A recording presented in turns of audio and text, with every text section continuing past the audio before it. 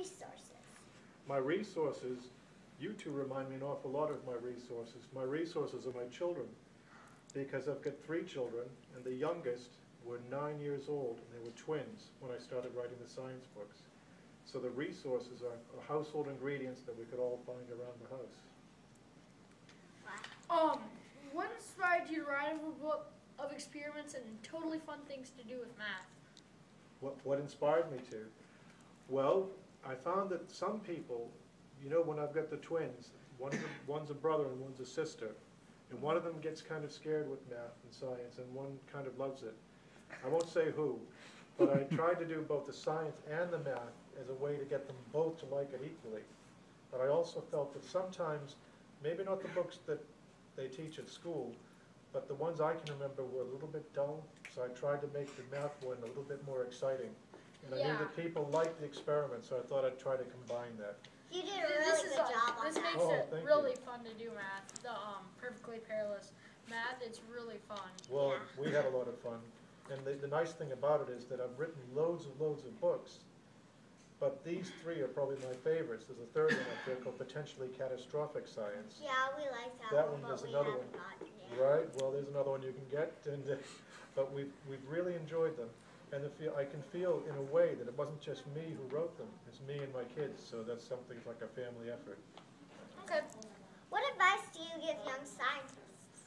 I give young scientists the advice to keep tracking away, use your curiosity, find things that are fun. And I hope that with some of the demonstrations I'll be doing this evening, you can see some of it. You probably know that from the books. But never let go of that curiosity. I certainly haven't, and I'm out of school age a little bit. So did you create all of your experiments in the totally irresponsible science and the potentially catastrophic? Well, I didn't invent all of them, but I did test drive them, or I should say we test drove them. In fact, when we were driving here this evening, I was talking about the one we did in this one. You've probably seen it, the Mentos and the Diet Cola. Now, we were lucky at the time because we were having an extension built. So next door to our house was just this concrete slab that was going to become the ground floor. And we test drove a lot of the experiments there. There were a lot of stains, a lot of spills. But we didn't get into trouble though, because it was open air. That's good. Did you ever intend on being an author? Yes, pretty much from the earliest age, because I grew up in a family where 3 of my uncles worked in printing presses, so the books were in the family. And they used to bring books home, books that they'd worked on. And I can remember from the earliest age drawing and writing. So just on the floor when my father would be reading the paper. So it's something I always wanted to do. If you ever came across with a out-of-control asteroid or a vampire, how would you defeat it with math? Well, I'd have to reread the book quickly. But there are ways, you see. The vampires, the asteroids, there's other ones in there where you're scuba diving, you might run out of air.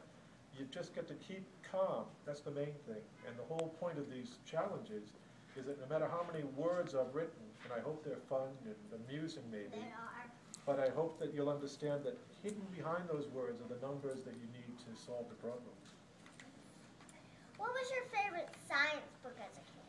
My favorite science book was actually the How and Why book of dinosaurs. That started me off. And then I used to do other books of experiments that were published by Ginn. Now that was the company that my uncle, the printer, one of the uncles worked for. So that was a chance to see some of these. And these were, oddly enough, these were books that were going to be sent to the Philippines because the company he worked for did a lot of work for the Philippines. So I couldn't do some of the experiments because they had to do with stuff you can find in the Philippines, like giant clamshells that big. But it was fun to read anyway. That's really cool.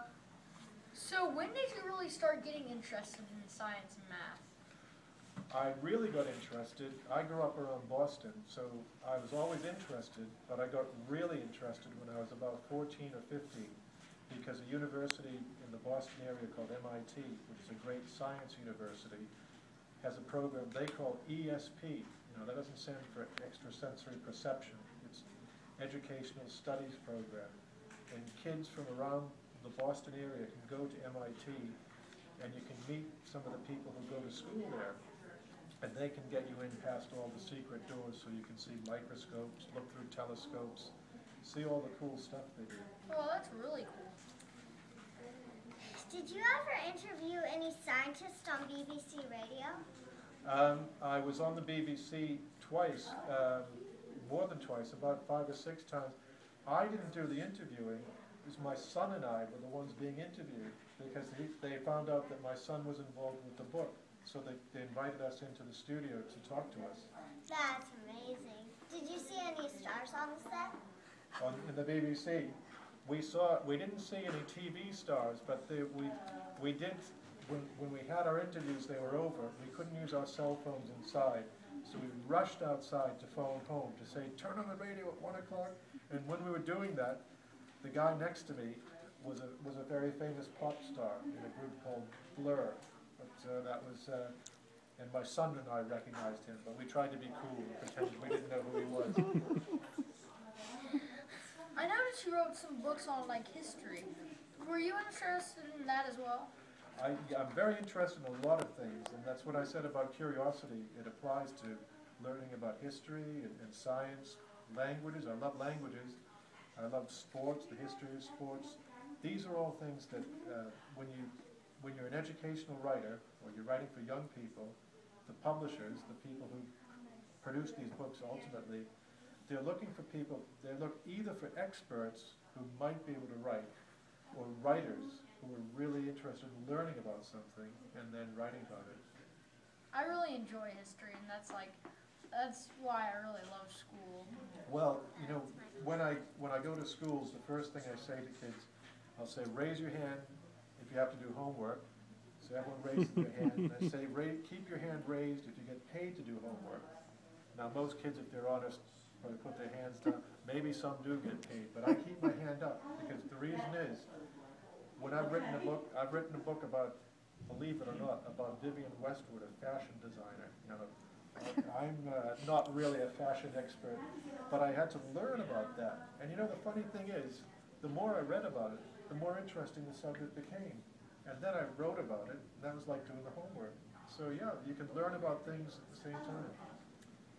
What was your favorite school subject as a child? My favorite school subject was, it was a toss-up between English, history, and science. My dad used to teach English. Oh, really? Maybe you like some of the puns that I tried to sort of weave in. So, really, what were you thinking when you like wrote these books? Well, little bit different each time. The main thing was keep it interesting, keep it interesting. With the 2 science books, it was to see, the first one, if you remember, that started out with just, when we were talking about it with the publishers, they said, come up with a book full of cool things to do. And that's all they said. So I started writing, I got to about 8 cool things to do. And then I said, well, you know, it's all right writing about these things, but it's like eating mint chocolate ice cream the whole time. You like it at first, but after a while, you think, you need to do something a bit different. So I thought, yeah, I can still do cool things, but what about putting something in there that teaches a bit about the science, why it's cool, why the Mentos and the Diet Cola work. So what I thought would be, I'd call it the scientific excuse. So if your mom and dad come home and they find a smoky kitchen or a bit of potato floating down the side of the wall, you could say that it's because you were understanding Boyle's law or Newton's laws of physics. So that's what I was trying to remember. I had to have some excuse the whole time. Thank you. Thank you, Mr. Connolly. Thank you very much. Thank you for the really good questions. You're welcome. You're welcome. Keep on writing, both of you, huh? I'll look for your blog. Are you up on the internet? Yes, we are. Yep. Well, you have to give me the website. That'll be interesting. We will. Great. Thank you for coming here tonight. Thank you.